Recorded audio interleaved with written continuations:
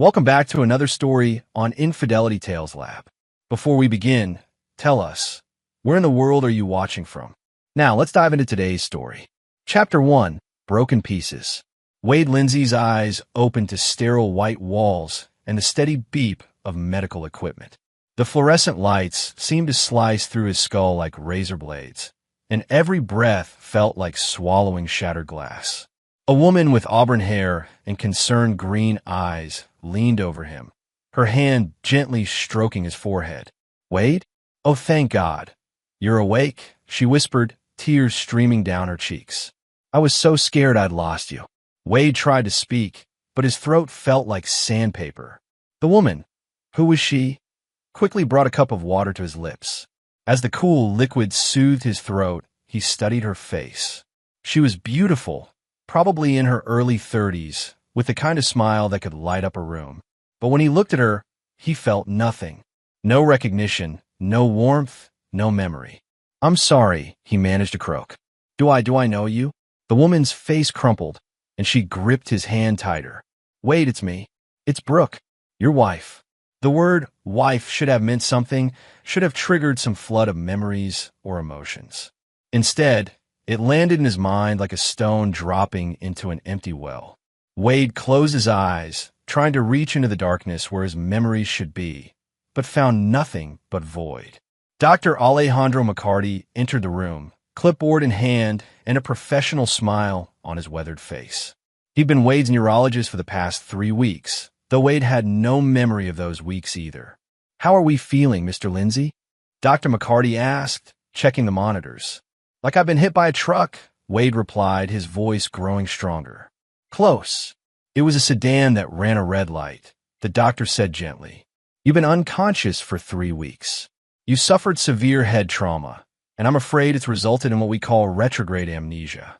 Your short-term memory formation is intact, but you've lost most of your long-term memories." Brooke squeezed his hand. "But memories can come back, right? This isn't permanent." Dr. McCarty's expression was carefully neutral. "Sometimes they return, sometimes they don't. The brain is still largely a mystery to us. What's important now is Wade's recovery and helping him rebuild his life." Over the next few days, Brooke rarely left Wade's side. She brought photo albums filled with pictures of their life together. Their wedding day, vacations to beaches and mountains, quiet moments at home. In every picture, they looked happy, in love, like the perfect couple. Brooke would narrate each photo with such detail and emotion that Wade almost believed he could remember. "This was our honeymoon in Santorini," she said, pointing to a photo of them on a cliff overlooking azure waters. "You said it was the most beautiful place you'd ever seen, and I said it was the second most beautiful because you were there." Wade studied the photo. The man in the picture looked like him.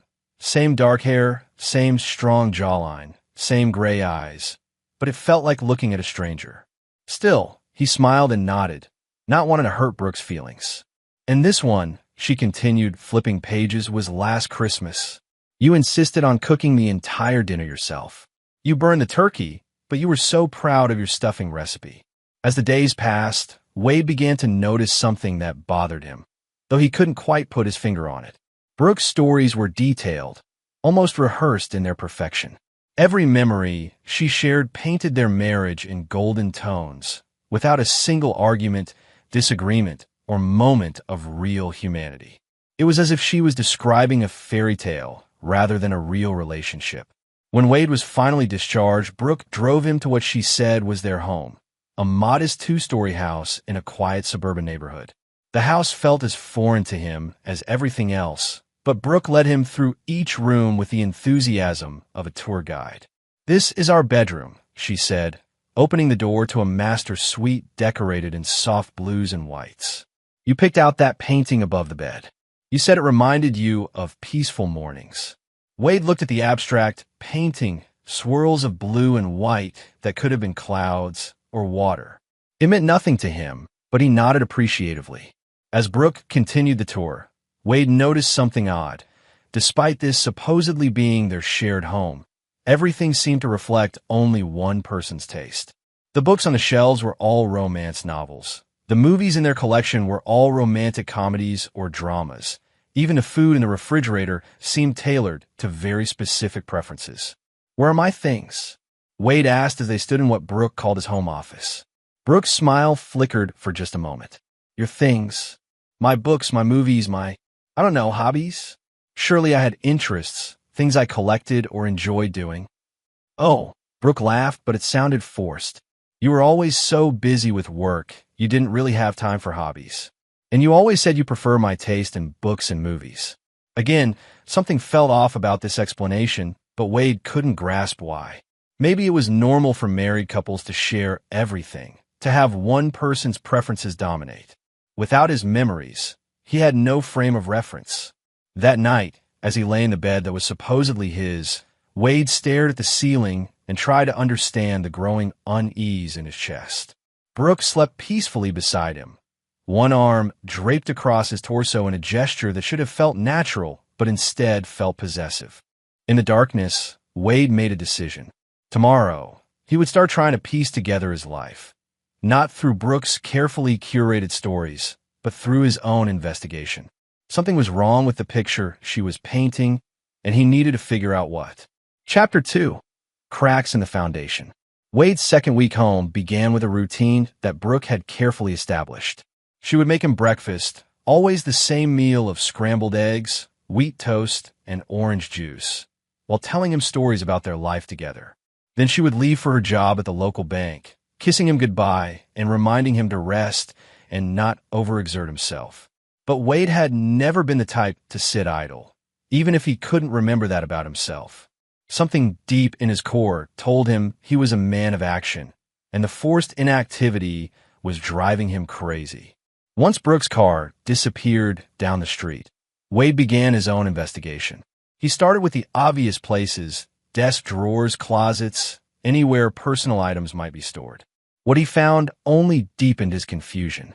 In what Brooke called his home office, the desk drawers contained nothing personal, just bills, insurance documents, and bank statements. The closet held clothes in his size, but they all seemed brand new, as if someone had gone shopping specifically to stock a wardrobe for him. In the bedroom, Wade discovered something odd about the photos Brooke had shown him. While she had brought several albums to the hospital, there were no framed photos anywhere in the house. For a couple supposedly so happy and in love, wouldn't they have pictures displayed? He found this strange enough to make a mental note. It was while searching through the hall closet that Wade found the first real clue something was amiss. Behind a stack of linens, his fingers brushed against something metallic. He pulled out a small brass key, tarnished with age and clearly important enough for someone to have hidden it. Wade stared at the key, turning it over in his hands. It was too small for a house or car, but it had the substantial feel of something that opened something important. He slipped it into his pocket and continued his search. Later that afternoon, Wade decided to explore the basement. Brooke hadn't included it in her house tour, dismissing it as just storage and the water heater. But Wade found himself drawn to investigate every corner of what was supposedly his home. The basement was finished but sparsely furnished. A workbench along one wall, some storage boxes, and in the corner, an old roll-top desk that looked out of place among the modern furnishings upstairs. Wade approached the desk and tried to open it, but it was locked. His heart rate quickened as he pulled the brass key from his pocket. It slid into the lock as if it had been made for it, turning with a soft click that seemed to echo in the quiet basement. Inside the desk, Wade found what he'd been unconsciously searching for: evidence of his real life. The pigeonholes contained bills and documents in his handwriting, correspondence that painted a picture of a man very different from the one Brooke had described. There were letters from a lawyer, bank statements from accounts Brooke had never mentioned, and most importantly, a leather-bound journal. Wade's hands trembled as he opened the journal. The handwriting was definitely his. He recognized it instinctively, even if he couldn't remember writing these words. He flipped through pages of entries dating back over 2 years, and what he read made his blood run cold. The early entries described a happy marriage, but as the dates progressed, the tone changed dramatically. Wade read about growing suspicions, about money disappearing from accounts, about Brooke coming home late with increasingly elaborate excuses. The entries painted a picture of a marriage in serious trouble and a man who was methodically documenting evidence of his wife's deception. Wade flipped to the last entry, dated the day of his accident. His heart pounded as he read his own words. "I'm filing for divorce today. I finally have proof that Brooke has been stealing from my business accounts for months." The private investigator's photos are devastating. She's been having an affair with Clayton Richard, the insurance adjuster who's been handling my company's policies. But it's worse than just an affair. They've been planning to kill me and collect on the life insurance policy Brooke convinced me to increase last year. I found their text messages planning to stage my death as an accident. I'm going to the police tomorrow with everything. Tonight, I'm confronting Brooke one last time. Wade's vision blurred as the full scope of what he was reading hit him. The accident wasn't an accident. It was an assassination attempt. And Brooke, the loving wife who had been caring for him so tenderly, was actually his would-be killer. He flipped through more pages, finding copies of financial documents, photographs, and even recordings that his past self had made. The evidence was overwhelming and methodical. Whatever else he might have lost in the accident, his past self had been smart enough to document everything. Wade sat in the basement for nearly an hour, processing the magnitude of what he'd discovered. Brooke and this Clayton Richard had tried to kill him for insurance money, and when that failed, Brooke had taken advantage of his amnesia to rewrite their history. She was playing the loving wife, while probably still planning to finish what they'd started. The sound of a car in the driveway snapped Wade back to reality. He quickly closed the journal, locked the desk, and pocketed the key. By the time Brooke's voice called out, "Honey, I'm home," Wade was upstairs, sitting on the couch with a cup of coffee, looking every inch the recovering amnesia patient.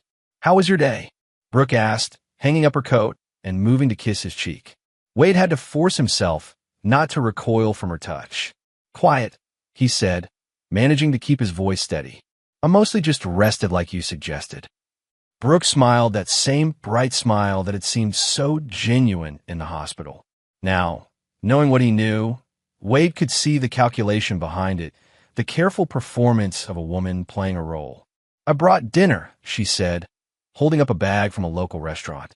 "Your favorite, chicken parmesan from Angelo's." Wade nodded and smiled, but internally he was making plans. He needed to be smart about this. Brooke and Clayton had already tried to kill him once, and they wouldn't hesitate to try again if they discovered he'd regained his memories, or, in this case, discovered the truth about his life. As they ate dinner, Brooke continued her performance, chattering about her day and asking about his recovery. Wade played along, but his mind was racing. He had evidence, but he needed to be strategic about how to use it. He also needed to find out more about Clayton Richard and determine if they were still in contact. That night, as Brooke slept beside him, Wade stared at the ceiling and planned his next moves. The old Wade had been smart enough to gather evidence, but he'd made the mistake of confronting his enemies directly. The new Wade, the one forged by surviving an assassination attempt, would be more careful. He would use Brooke's deception against her. Let her continue to believe she was fooling him while he gathered even more evidence and planned his revenge. She wanted to play games with his memory? Fine. He'd show her what a man with nothing left to lose could accomplish. Chapter 3. The Hunter Becomes the Hunted. Wade spent the next few days perfecting his performance as the loving, recovering husband while secretly planning his investigation. The key was maintaining the delicate balance of seeming grateful for Brooke's care while subtly probing for more information about their life together. "Tell me about our friends," he said one morning over breakfast. "I feel like I should be reaching out to people, letting them know I'm okay." Brooke's fork paused halfway to her mouth. "Well, we've always been very private people, Wade. We mostly kept to ourselves. But surely we had some friends? People from work, neighbors." "You were always so focused on your business," Brooke said, her tone slightly strained. "And after your company had those financial troubles last year, you became quite withdrawn. You said you didn't trust anyone anymore." Wade filed this information away. His past self had apparently discovered financial irregularities, probably the theft Brooke had been committing. "What kind of business did I have?" "A consulting firm. You helped small businesses with their finances and insurance needs." Brooke stood abruptly, beginning to clear the dishes. "But you sold it a few months ago." You said you wanted a fresh start. Another lie. Wade was certain. He needed to find out what had really happened to his business, but he also needed to be careful not to seem too curious too quickly. That afternoon, while Brooke was at work, Wade took a more systematic approach to searching the house. In a box hidden behind Christmas decorations in the basement, he found more evidence of his past life. Business cards, client files, and most importantly, a spare set of keys labeled with addresses he didn't recognize. One address was for what appeared to be a storage unit across town. Wade memorized the number and decided to investigate, but he needed to be careful about timing. Brooke seemed to be monitoring his activities more closely now that he was asking questions. Wade also found something else in the journal that made his blood boil: detailed notes about Clayton Richard. The man wasn't just Brooke's lover, he was a predator with a history. Wade's past self had discovered that Clayton had been involved in at least 3 suspicious insurance claims over the past 5 years, all involving the convenient deaths of spouses with large life insurance policies. The pattern was always the same. Clayton would befriend the target through his work as an insurance adjuster, start an affair with their spouse, and then arrange for an accident. He was a serial killer who used insurance fraud to cover his tracks, and Brooke had fallen right into his web. Or perhaps she'd sought him out deliberately. Wade decided he needed allies, and he found a potential one in an unexpected place. While going through his business files, he discovered numerous references to Jeffrey Melendez, apparently a private investigator his past self had hired. There were several phone numbers listed, and Wade decided to take a risk. Using a prepaid phone he'd bought during a supposed walk around the neighborhood for exercise, Wade called Jeffrey's number. Melendez Investigations, came a gruff voice. "This is Wade Lindsay. I believe you were working for me before my accident." There was a long pause. "Jesus, Wade. I heard about the accident. How are you holding up?" "I have amnesia," Wade said carefully. "I don't remember hiring you, but I found your contact information in my files. What were you investigating for me?" Another pause. "Your wife and Clayton Richard. You suspected they were planning to kill you for insurance money. I'd gathered pretty solid evidence when you had your accident. I tried to contact you in the hospital, but your wife said you weren't taking calls. I need to see that evidence," Wade said. "Can we meet? Are you sure that's safe?" "If they tried once. They think I don't remember anything. I need to know what you found." Jeffrey agreed to meet at a diner across town the next day. Wade told Brooke he had a doctor's appointment, which wasn't entirely a lie. He did need to see Dr. McCarty for a follow-up. The meeting with Jeffrey Melendez was a revelation. The private investigator was a lean man in his 50s with sharp eyes and the careful mannerisms of someone who'd spent years observing people.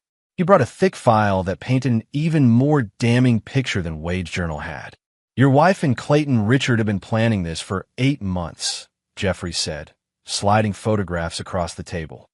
These show them meeting at various hotels, restaurants, and his apartment. But more importantly, I recorded several of their conversations." Wade listened to audio recordings that made his hands clench into fists. Brooke and Clayton discussing the life insurance policy, debating the best way to stage his death, even laughing about how easy it would be to fool the police into thinking it was an accident. "The sedan that hit you was stolen," Jeffrey continued. "Officially unsolved, but I traced it to a chop shop that Clayton has connections with. They meant to kill you, Wade. When that failed and you survived with amnesia, I think they decided to play the long game." "What do you mean?" "Your wife has been working to isolate you, control your environment. She's probably planning to either try again when you're more vulnerable or maybe poison you slowly. Either way, she's not done with you." Wade felt a cold fury building in his chest.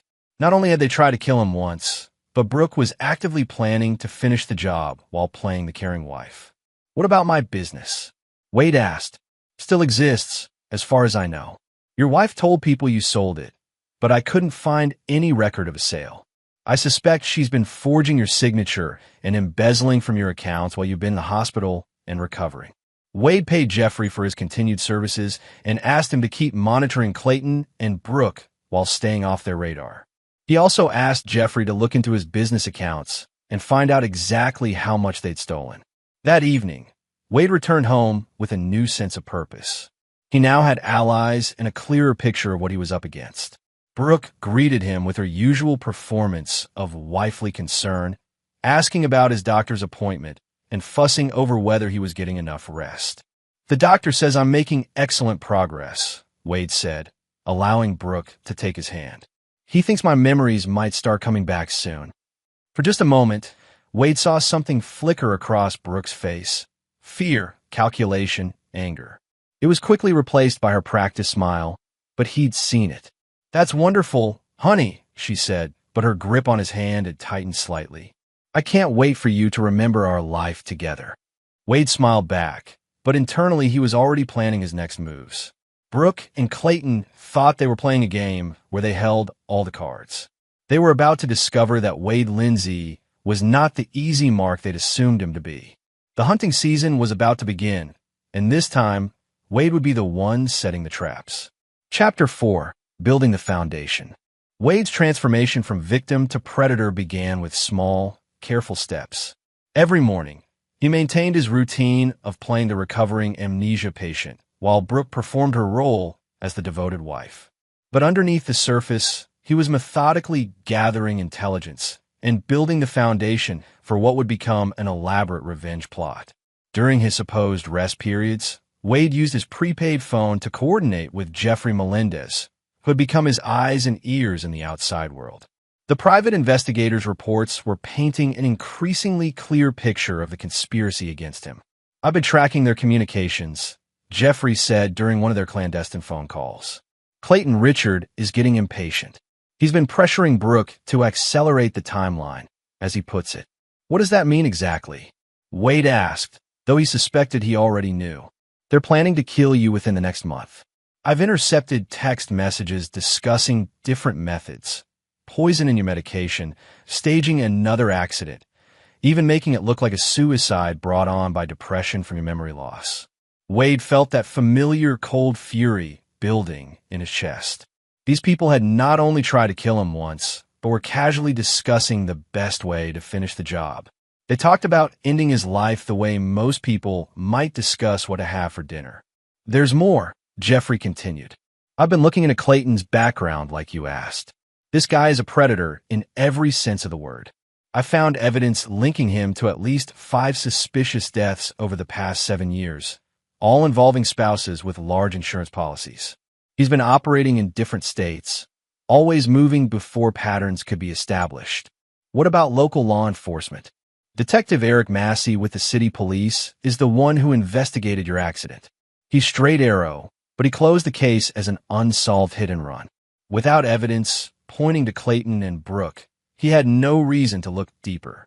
Wade made a mental note to potentially bring Detective Massey into his plans later. But first he needed more concrete evidence.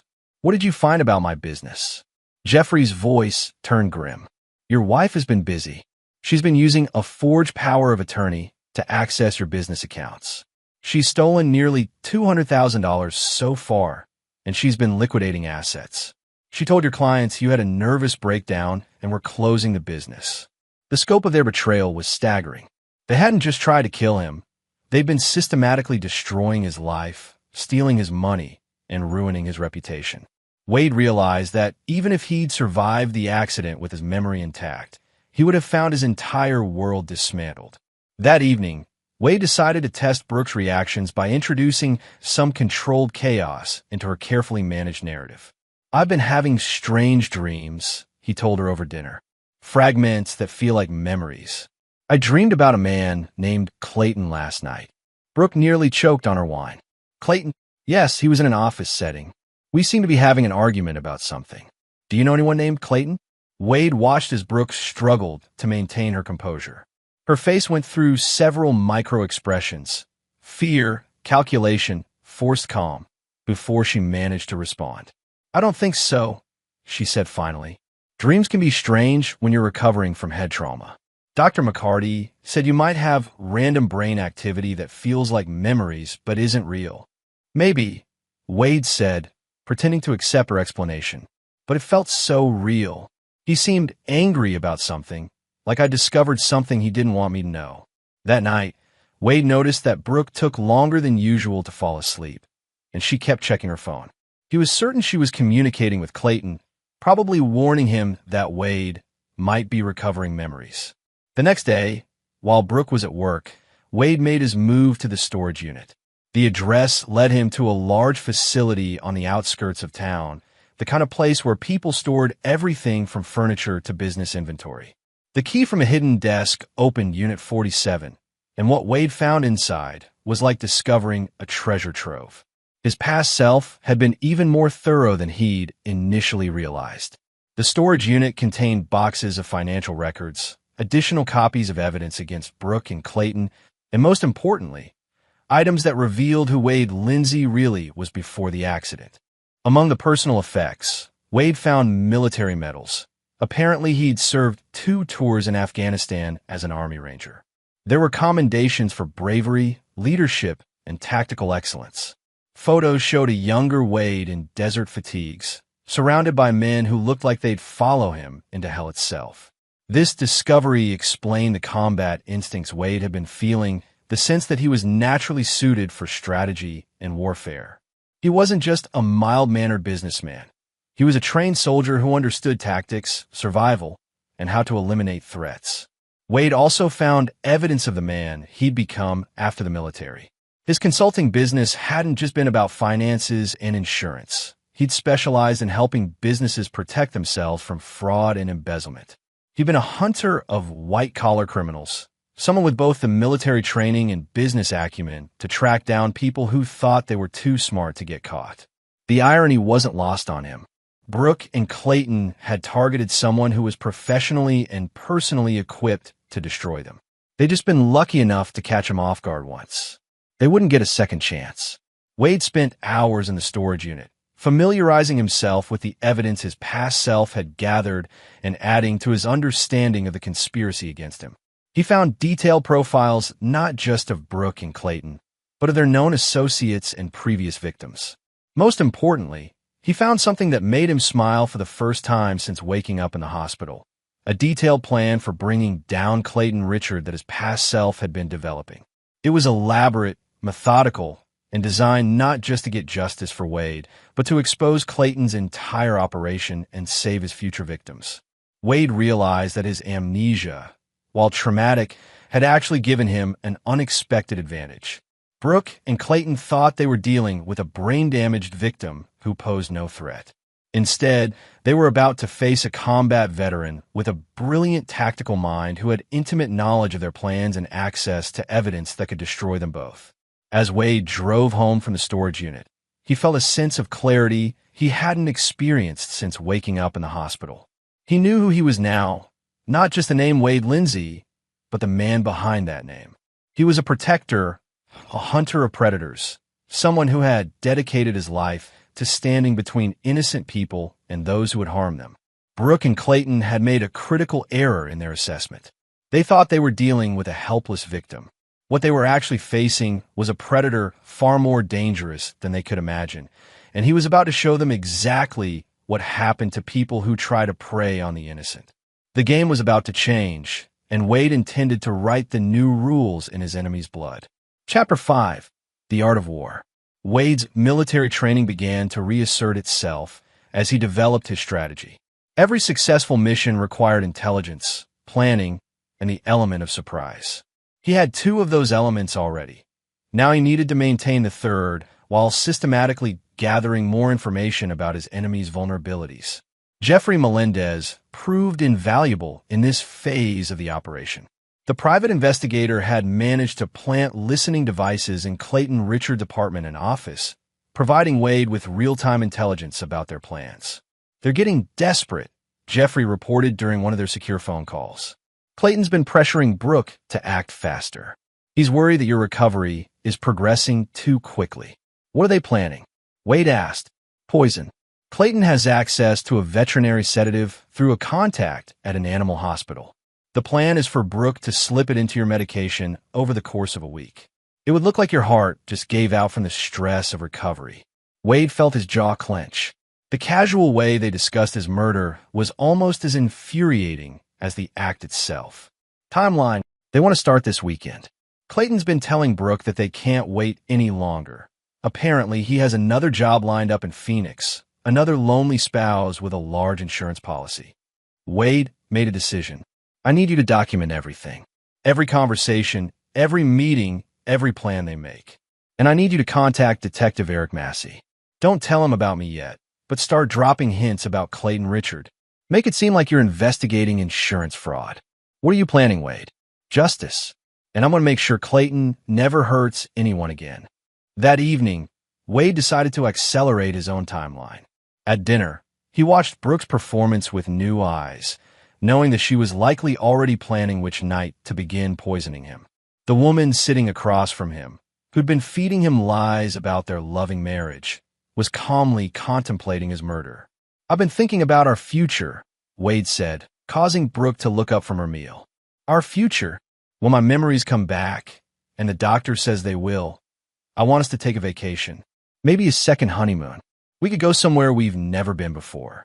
Brooke's smile was perfectly crafted, but Wade could see the calculation behind her eyes. She was probably wondering if she should accelerate the timeline even further. That sounds wonderful, honey. I was thinking we could invite some friends. You know, the people who are important to us. I feel like I should reconnect with the people in our lives. We've always preferred our privacy, Brooke said, her response coming a little too quickly. But surely we had some friends? Maybe people from your work or mine. Brooke set down her fork, and Wade noticed a slight tremor in her hand.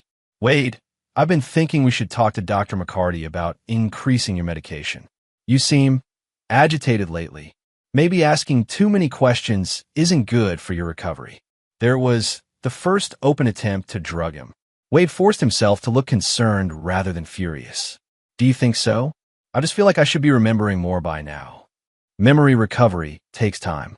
We shouldn't rush it. Wade nodded and changed the subject, but internally he was already adjusting his plans. Brooke was moving faster than Jeffrey's intelligence had suggested. Wade needed to be prepared for her to begin the poisoning as early as tomorrow. After Brooke went to bed, Wade carefully searched through the medicine cabinet and found that his prescription bottles had been tampered with. Tiny holes had been drilled in the caps and sealed with clear nail polish, an almost undetectable way to introduce foreign substances into the pills. Wade smiled grimly. His past self's military training was clearly still intact in his muscle memory and instincts. He noticed the tampering without even consciously looking for it. Instead of being angry, he felt a cold, tactical satisfaction. Brooke had just given him another piece of evidence and revealed her timeline. Wade carefully photographed the tampered bottles and sent the images to Jeffrey via encrypted message. Then he replaced his medications with identical-looking vitamins he'd secretly purchased days earlier. If Brooke wanted to play with drugs, she could poison vitamins while Wade remained alert and healthy. The next morning, Wade watched with dark amusement as Brooke carefully prepared his breakfast and medication, ensuring he took his pills. She even watched him swallow them, her face showing what she probably thought was loving concern, but was actually anticipation of his demise. I think I'll call Dr. McCarty today, Wade said casually. I want to ask him about adjusting my medication. I've been feeling a bit strange lately. Wade saw panic flicker across Brooke's face. If he called the doctor about feeling strange and then died suddenly, it might raise questions about his medication. Maybe wait a few more days, Brooke suggested. Let's see how you feel by the weekend. You're probably right, Wade agreed, pretending to accept her suggestion. Inside, he was making final preparations for what would happen when she realized the poison wasn't working. That afternoon, while Brooke was at work, Wade made several important phone calls. First, he contacted Jeffrey to initiate the final phase of their plan. Second, he called Detective Eric Massey's direct line. Detective Massey? This is Wade Lindsay. I believe you investigated my hit-and-run accident. Mr. Lindsay, I'm glad to hear you're recovering. How can I help you? I've been having some recovered memories about the accident. I'd like to speak with you about what I remember. But I need to ask, is there somewhere we can meet privately? I'm concerned about my safety. There was a pause. Mr. Lindsay, do you have reason to believe someone might want to harm you? More than reason, detective. I have evidence. They arranged to meet the following morning at the police station. Wade would finally be able to bring law enforcement into his plan, but he wanted to ensure he had overwhelming evidence before making his move. That evening, Wade began the most dangerous phase of his operation. He needed to draw Clayton and Brooke into making a mistake that would expose them completely. and he had just the plan to do it. "Brooke," he said over dinner, "I think I'm starting to remember things about the accident." Her fork clattered against her plate. "Remember things?" "Yes. I remember a man approaching my car just before the impact. He looked familiar, like someone I'd met before. And I think the accident wasn't an accident." Wade watched as every emotion Brooke had been hiding played across her face in rapid succession. Fear, anger, calculation, and finally, desperation. "Wade, you shouldn't try to force memories. Dr. McCarty said that could be dangerous for your recovery." "Maybe," Wade said, "but I think I should call the police. If someone tried to kill me, they need to know." Brooke excused herself to go to the bathroom, and Wade knew she was contacting Clayton. Phase 1 of his endgame was now in motion. By tomorrow night, either Wade would have his justice, or his enemies would finally succeed in killing him. But Wade Lindsay had not survived 2 tours in Afghanistan and built a successful business by leaving things to chance. He was ready for war. Chapter 6. The Trap is Set. Wade's phone vibrated with a text from Jeffrey at 2:17 a.m. They're meeting now. Emergency session at Clayton's apartment. "Looks like your memory recovery claim has them spooked." Wade smiled in the darkness of his bedroom, careful not to wake Brooke sleeping beside him. Everything was proceeding exactly as he'd planned. By claiming to have recovered memories of the accident, he'd forced his enemies into reactive mode, making them more likely to make mistakes. His military training had taught him that the best way to defeat an enemy was to control the battlefield and dictate the terms of engagement. For months, Brooke and Clayton had controlled the game, believing they held all the advantages. Now Wade was shifting the balance of power. The next morning, Brooke was noticeably on edge. She prepared his breakfast with trembling hands and kept checking her phone obsessively. Wade decided to apply more pressure. "I'm definitely calling Detective Massey today," he announced casually while buttering his toast. "The memories are getting clearer. I think I can identify the man who approached my car." Brooke's coffee mug slipped from her fingers, shattering on the kitchen floor. "Oh, I'm so clumsy," she said, scrambling to clean up the mess. "Are you all right?" Wade asked with feigned concern. "You seem nervous about something." "Just worried about you pushing yourself too hard," Brooke replied, but her voice was tight with strain. "Maybe we should go away for a few days. A change of scenery might be good for your recovery." Wade recognized this for what it was, an attempt to get him away from potential help and finish him off in isolation. "That's a great idea. Where are you thinking?" "Clayton Richard owns a cabin about 2 hours north of here. He's an old friend from work who's offered to let us use it." There it was, the trap they were trying to set. Wade pretended to consider the offer while internally marveling at their audacity. They were actually going to take him to a location where Clayton would have easy access to eliminate him. "That sounds perfect," Wade said. "When can we go?" Relief flooded Brooke's face. "This weekend? I could call him today and make arrangements." "Wonderful. I'm looking forward to meeting this Clayton friend of yours." After Brooke left for work, Wade immediately called Jeffrey. "They're taking the bait. Brooke wants to take me to Clayton's cabin this weekend." "Wade, that's incredibly dangerous. If you're isolated with both of them." "It's perfect," Wade interrupted. "This way I get them both in one place, away from witnesses, where they'll feel confident enough to reveal their true intentions." "How's your surveillance equipment?" "State of the art. I can have the entire cabin wired for audio and video within hours of them leaving for work." "Do it. And make sure Detective Massey is ready. I want him to have real-time access to everything that happens at that cabin." Wade's meeting with Detective Eric Massey that afternoon was crucial to his plan. The detective was a sharp-eyed man in his 40s with the steady demeanor of someone who'd seen enough criminal behavior to recognize it when presented with evidence. "Mr. Lindsay, these are serious allegations," Detective Massey said after Wade had presented him with copies of the evidence from his storage unit. "If what you're saying is true, we're looking at attempted murder, insurance fraud, and multiple homicides across state lines." "I know how it sounds," Wade said. "A man with amnesia claiming his loving wife tried to kill him. But the evidence speaks for itself." Detective Massey studied the photographs, audio recordings, and financial documents. "This private investigator, Jeffrey Melendez, is he licensed?" "Fully licensed and bonded." He's prepared to testify to everything he's discovered.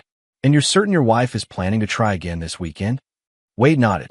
They think I'm recovering memories that could expose them. They're being forced to act before I can go public with what I know. Detective Massey leaned back in his chair. What exactly are you proposing, Mr. Lindsay? Give me a wire. Let me go to this cabin and get them on record confessing to their crimes. Once you have their confession, you'll have enough evidence to arrest them and investigate Clayton's other victims. It's incredibly dangerous if they suspect you're recording them.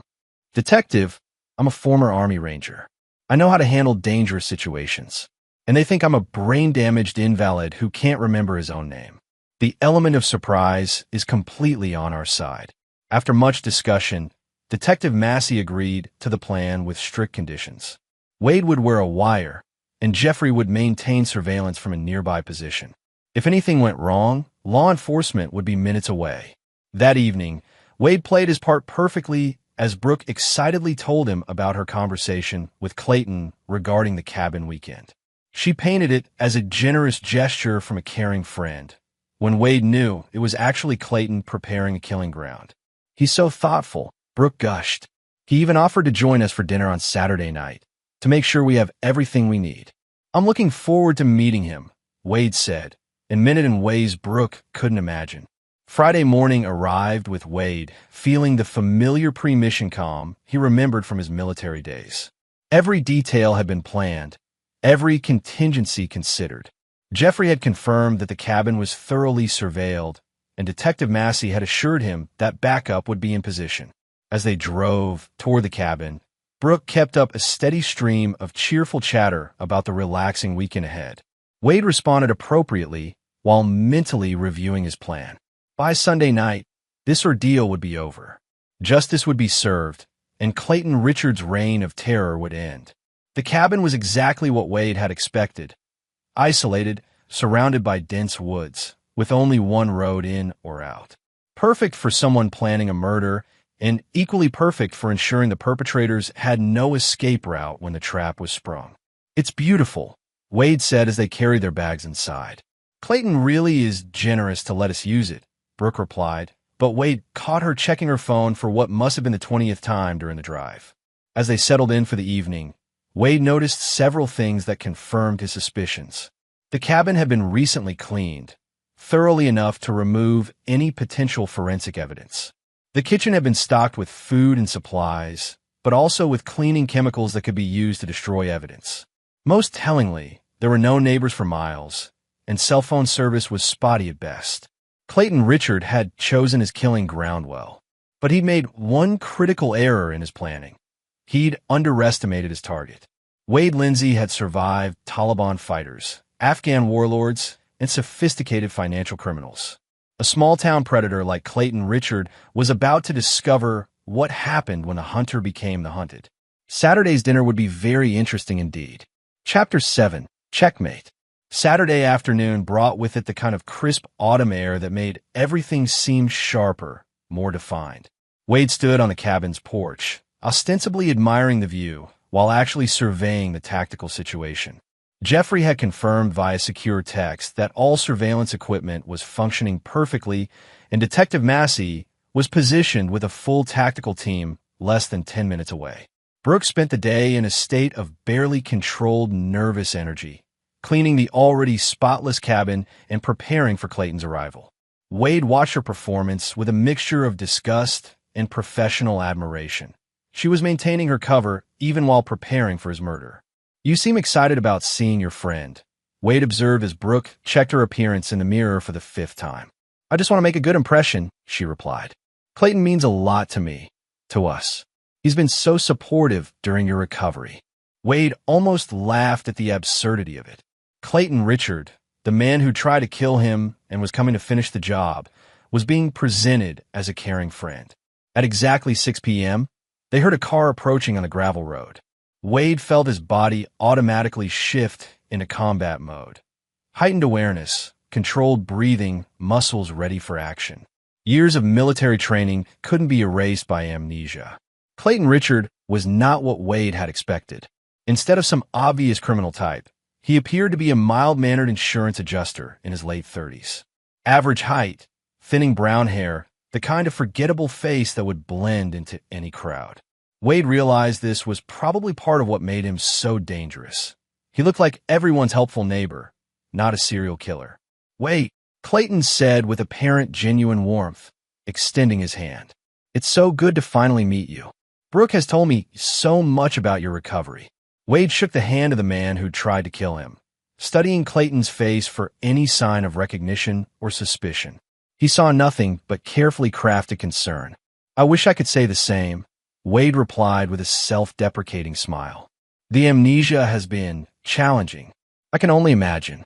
But Brooke tells me you're making remarkable progress." As they sat down to dinner, Wade began to understand how Clayton had managed to kill so many people without getting caught. The man was a master manipulator, charming and seemingly sincere. He asked thoughtful questions about Wade's recovery, shared amusing stories about his work in insurance, and treated Brooke with just the right mixture of friendliness and respect. An untrained observer would see nothing suspicious about the interaction. But Wade's military experience had taught him to read micro-expressions, body language, and verbal tells. He noticed how Clayton's eyes would occasionally go cold when he thought no one was looking. He saw the way Brooke and Clayton synchronized their movements when they thought Wade wasn't paying attention. Most tellingly, he observed how both of them kept checking their watches. They were on a timeline.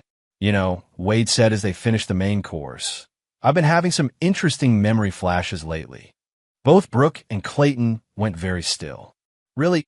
Clayton asked, his voice carefully neutral. "What kind of memories?" "The accident, mostly. I'm starting to remember more details about what happened that day." Wade watched as Brooke and Clayton exchanged a quick glance. It was so fast that someone without his training might have missed it, but to Wade it was as obvious as a signal flare. "That's wonderful," Brooke said, but her smile looked forced. "Dr. McCarty said memory recovery was possible." "Yes," Wade continued. "I remember being angry about something before the accident. Something about financial irregularities? And I think I was planning to meet with someone about it." Clayton leaned forward with what appeared to be concern. "You shouldn't force yourself to remember traumatic events, Wade. Sometimes it's better to let sleeping dogs lie." The phrase hit Wade like a physical blow. Jeffrey's surveillance had recorded Clayton using that exact expression when discussing whether to kill Wade quickly or let him live with amnesia. It was a verbal signature, and Clayton had just confirmed his identity as surely as if he'd signed a confession. "Maybe you're right," Wade said, pretending to accept the advice. "It's just frustrating, you know? Feeling like there are important things I should remember." "Memory will come back in its own time," Clayton said. "If it's meant to." The implied threat in that statement was clear to Wade, if not to any casual observer. Clayton was warning him to stop trying to remember or face the consequences. After dinner, Wade excused himself to use the bathroom, giving Brooke and Clayton a chance to confer privately. What they didn't know was that Jeffrey's surveillance equipment was capturing every word. When Wade returned, he found them standing closer together than friends should, and both immediately stepped apart when they saw him. "I was just telling Clayton about your progress," Brooke said quickly. "And I was saying how important it is not to rush these things," Clayton added. Wade nodded agreeably, but internally he was preparing for the endgame. Based on their behavior, he estimated they would make their move within the next hour or two, probably after he'd supposedly gone to bed. "You know what?" Wade said suddenly. "I'm feeling a bit tired. I think I'll turn in early." "Good idea," Brooke said, relief evident in her voice. "Sleep is important for recovery. Will you be joining me soon?" Wade asked his wife. "I'll just help Clayton clean up first." "You go ahead." Wade went through the motions of preparing for bed, but instead of actually sleeping, he positioned himself where he could observe the main room through a crack in the bedroom door. He also activated the small recording device Detective Massey had given him, separate from the cabin surveillance system. What he saw and heard over the next 30 minutes was everything he needed to destroy his enemies completely. "He's getting too close to remembering," Clayton said as soon as he thought Wade was out of earshot. "I know," Brooke replied. "We can't wait any longer. The sedative I brought should work fast. We'll make it look like his heart couldn't handle the stress of recovery. And then Then we collect the insurance money and disappear. I've already got us new identities arranged. Wade listened as they casually discussed the details of his murder, the disposal of his body, and their plans for spending his life insurance money. They talked about their previous victims, laughing about how easy it had been to fool the police in other jurisdictions. Most damning of all, Clayton bragged about orchestrating Wade's original accident, describing in detail how he'd stolen the car and positioned it to look like a random hit and run. When they finally prepared to enter the bedroom with their syringe full of poison, Wade was ready for them. "Going somewhere?" he asked, sitting up in bed with the lights suddenly blazing. Both Clayton and Brooke froze like deer in headlights, the syringe visible in Clayton's hand. "Wait," Brooke stammered. "You're supposed to be sleeping." "Funny thing about amnesia," Wade said, standing up with the fluid grace of a trained fighter. "Sometimes it's not as complete as people think." Clayton's hand moved toward his jacket, where Wade suspected he kept a backup weapon, but Wade was faster. Years of combat training took over as he launched himself across the room, striking Clayton with precision and force that sent him crashing into the wall. The syringe went flying, and Brooke screamed. "You see," Wade said, standing over Clayton's groaning form, "I remember everything. The embezzlement, the affair, the murder plot. I remember all of it." "That's impossible," Brooke whispered. "No," Wade replied, pulling out his recording device. "What's impossible is that you thought you could get away with it." Just then, the cabin's front door burst open as Detective Massey and his tactical team stormed inside, weapons drawn. "Police!" "Nobody move!" As Clayton and Brooke were taken into custody, Wade felt a satisfaction deeper than anything he could remember. Justice was about to be served, and he'd been the one to serve it. But his revenge was just beginning. Chapter 8, The Reckoning. The interrogation room at the county police station was stark and unforgiving under fluorescent lights. Wade sat across from Detective Eric Massey, watching through one-way glass as Clayton Richard and Brooke Landry were processed in separate rooms. The recording equipment from the cabin had captured everything. Their confessions, their casual discussion of multiple murders, and their attempt to kill Wade with the syringe. "We've got them cold," Detective Massey said, reviewing the evidence files. "Between your recordings, Jeffrey's surveillance, and the physical evidence, they're looking at multiple life sentences." "What about Clayton's other victims?" Wade asked. "That's where it gets interesting. We've contacted law enforcement in 5 different states. Clayton Richard is wanted in connection with at least 8 suspicious deaths over the past 7 years. Your case is going to break this whole thing wide open." Wade felt a grim satisfaction at the news. His personal quest for justice was becoming something larger, vindication for all of Clayton's victims and their families. "There's something else," Detective Massey continued. "Your wife has been trying to negotiate a plea deal. She claims Clayton manipulated her, that she was just another victim. What's your assessment?" "She's lying. The financial records show she was embezzling from your business accounts months before she ever met Clayton. She sought him out, not the other way around. If anything, she was the one who brought him the opportunity." Wade wasn't surprised. The Brooke who'd played the loving wife in the hospital had been too polished, too calculated to be an innocent manipulated by a predator. She'd been a predator herself. Over the next few days, as the investigation expanded, Wade learned the full scope of what had been done to him. Brooke had been systematically destroying his life for over a year. She'd alienated his business clients with forged communications, claiming he was having psychological problems. She'd emptied his personal accounts and liquidated investments. She'd even gone so far as to cancel his membership at the gym and his subscription services, gradually erasing his social connections and normal activities. The goal had been to make his eventual death seem like the inevitable result of a man whose life was falling apart. Depression, social isolation, financial stress. It would have painted a picture of someone who might take his own life or succumb to an accident. "It's actually brilliant in its thoroughness," Jeffrey Melendez observed when they met to discuss the case. If the assassination had worked, or if the amnesia had been permanent, they would have gotten away with a perfect crime. "But they made one critical error," Wade replied. "What's that?" "They didn't kill me." Wade's business had survived better than he'd feared.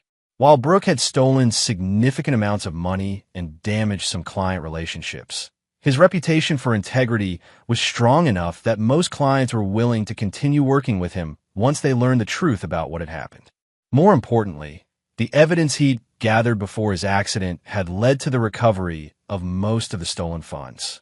Brooke had been transferring money to accounts she'd set up with Clayton, but they hadn't had time to move it offshore before their arrest. 3 weeks after the arrest, Wade received an unexpected visitor. Dr. Alejandro McCarty knocked on his door one evening with an expression of professional curiosity. "Wade, I hope you don't mind me stopping by unannounced. I wanted to check on your recovery." "Of course, doctor. Come in." As they sat in Wade's living room, Dr. McCarty studied him with the intense focus Wade remembered from the hospital. "I have to ask," the doctor said finally, "how much of your amnesia was real?" Wade considered the question carefully. He'd grown to respect Dr. McCarty during his recovery, and the man deserved an honest answer. "The immediate aftermath was real. When I first woke up, I genuinely couldn't remember anything. But the memories started coming back within the first week.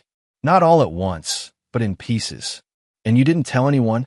"I told Brooke I was having memory flashes, but I let her think they were just fragments. By the time I found my journal and realized what was really happening, I understood that my amnesia was the only thing keeping me alive."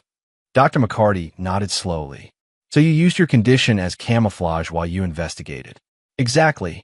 They thought they were dealing with a helpless victim. I let them continue thinking that while I gathered evidence and planned my response. That was incredibly dangerous. If they discovered your deception, they would have killed me immediately," Wade finished. "But doctor, I'm a former Army Ranger. Dangerous situations are nothing new to me, and I had advantages they didn't know about. Your military training. More than that, my business experience hunting white-collar criminals, my connections with people like Jeffrey Melendez, and most importantly, the evidence my past self had already gathered. I wasn't starting from zero. I was continuing an investigation that was already well underway." Dr. McCarty leaned back in his chair.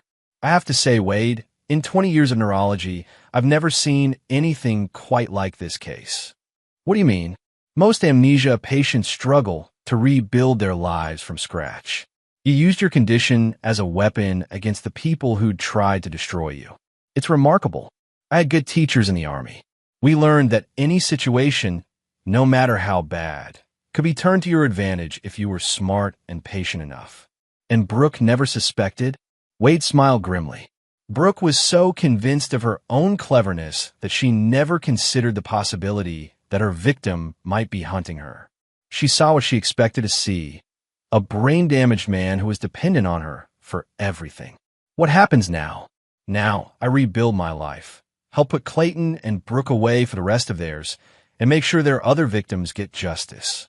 2 months later, Wade stood in a federal courthouse as Clayton Richard was sentenced to life in prison without parole for his role in 8 confirmed murders across multiple states. Brooke received a sentence of life with the possibility of parole after 25 years for her role in the conspiracy. As he watched his enemies led away in shackles, Wade felt a sense of closure he hadn't expected. The rage that had sustained him through months of planning and revenge was giving way to something else: peace. "Justice served," Jeffrey Melendez said, joining Wade on the courthouse steps. "More than that," Wade replied. "A monster has been stopped." Detective Massey approached them with a satisfied expression. "The FBI wants to consult with you on similar cases." Apparently, Clayton wasn't the only insurance adjuster running this kind of scheme. Wade considered the offer. His business was recovering, his health was fully restored, and he had a skill set that could help prevent other families from suffering what he'd endured. "Tell them I'm interested," he said.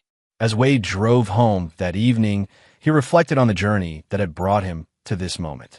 He'd lost his memory, nearly lost his life, and discovered that everything he'd believed about his marriage was a lie. But he'd also discovered who he really was beneath all of that: a protector, a seeker of justice, someone who would never stop fighting for what was right. The old Wade Lindsay had been a successful businessman with a quiet life. The new Wade Lindsay was something more: a man who'd been forged in fire and emerged stronger than he'd ever been before. His enemies had tried to erase him from existence.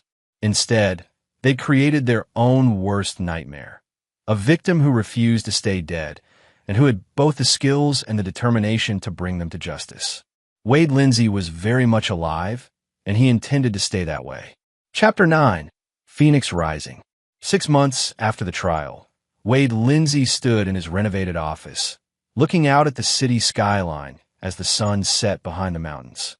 The brass nameplate on his desk read, Lindsay Security Consulting, and the walls were lined with commendations from law enforcement agencies across 3 states. His business had evolved far beyond its original scope. What had started as financial consulting for small businesses had become a specialized operation focused on exposing insurance fraud and protecting potential victims from predators like Clayton Richard. The FBI had hired him as a consultant on 12 similar cases, and his success rate was perfect. Jeffrey Melendez knocked on the open door. "Got a minute, boss?" Wade smiled at the title. Jeffrey had joined the company full-time after the trial, bringing his investigative skills and street contacts to their growing operation. "What VE you got?" Wade asked. "New case. Phoenix Police Department has a situation that looks familiar.